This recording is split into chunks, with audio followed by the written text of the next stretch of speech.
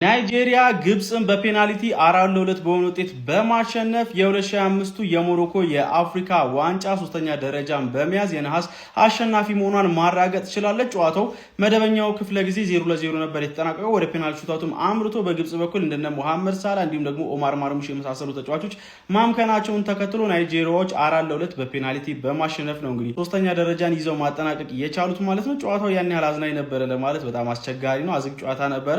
ናይጄሪያ በጨዋታው እንደውም በተወሰነ መልኩ በሙከራዎች ረገድ የተሻለችው ብሔራዊ ቡድን ነበረች። ጨዋታውም እንግዲህ በፔናልቲ በማሸነፍ ሶስተኛ ደረጃን ይዛ ማጠናቀቅ ችላለች ማለት ነው። ነገ ዋናው የፍጻሜ ጨዋታ አዘጋጇ ሞሮኮ ከሴኔጋል የሚፋጠጡ ይሆናል ማለት ነው። ስለዛ ጨዋታ ግምቶቻችሁን ኮሜንት ሴክሽን ላይ አካፍሉኝ። የፕላስ ምልክቱ በመጫን ፈጣንና አዳዲስ ሆኖ እግር ኳስ መረጃዎችን ማግኘት ይችላሉ።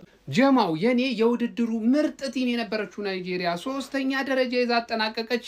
ዛሬ ከግብጽ ጋር በነበረ እንግዲህ የደረጃ ጨዋታ 0-0 ተጠናቆ በመለያ ምት ማለት ነው ናይጄሪያ ግብጽን 4-2 በሆነ ውጤት አሸንፋ እንግዲህ ሶስተኛዋ ምርጥ ቡድን መሆኗን አረጋግጣለች። ጀምአው የፍጻሜው ውድድር ነገ ምሽት የሚደረግ ይሆናል። ጀምአው ሴኔጋል እጅግ ትጠበቃለች። አዘጋጇ ሞሮኮ ደግሞ ለዋንጫው ቅድሚያ ግምት የተሰጣት ቡድን ሆናለች። ጀምአው ማን ዋንጫውን ያሸንፋል ብላችሁ ትገምታላችሁ? ሀሳብ አስተያየታችሁን ኮሜንት ሴክሽን ላይ መስጠታችሁን እንዳትረሱ። የአህጉራችን ምርጡ የአፍሪካ ውድድር ሙሉ ዘገባውን ሰርቼላችኋለሁ። ምን ሀሳብ አስተያየት አላችሁ? እስቲ ሀሳባችሁን አካፍሉኝ። ይመቻችሁ። ፈርዖኖቹ ግብጾች ነገር ሁሉ ጠሞባቸዋል። የተመኩበት ሞሳላ እግሩ ቄጤማ ሆኖበታል። አንፊልድን ሲያንቀጠቅጥ የነበረው ሞሳላ በዘንድሮ አፍሪካ ዋንጫ ግን የሆነለት አይመስልም። ኮከቦቿ ሞሳላህና ማርሙሽ በዛሬው ዕለት የመቱት ፔናልቲ ሁለቱም ስተዋል። ናይጄሪያ ከግብጽ ጋር ያደረገችው የአፍሪካ ዋንጫ የደረጃ ጨዋታ በመለያ ምት 4-2 አሸንፋለች። ይህንን ተከትሎ ናይጄሪያ የአፍሪካ ዋንጫው የነሐስ ሜዳሊያ በማሳካት አጠናቃለች። እናንተስ ስለ ግብጽ ምን ትላላችሁ? ሀሳባችሁን አጋሩኝ። በዚሁ አጋጣሚ እኔን ፎሎ ያላደረጋችሁ ካላችሁ ፎሎ በማድረግ ቤተሰብ መሆናችሁ አዘጉ። ናይጄሪያ ግብጽን በማሸነፍ በአፍሪካ ዋንጫ ሶስተኛ ደረጃን ይዛ ማጠናቀቅ ችላለች። እንደሚታወቀው ለ7 ጊዜ የአፍሪካ ዋንጫ አሸናፊ የሆነችው ግብጽም እንግዲህ በናይጄሪያ በመሸነፍ አራተኛ ደረጃ ላይ መቀመጥ ችላለች። የመደበኛ የጨዋታ ሰዓታቸው ካለቀ በኋላ እንግዲህ ወደ ፔናልቲ ሹታውት ማምራት ችለው ነበረ።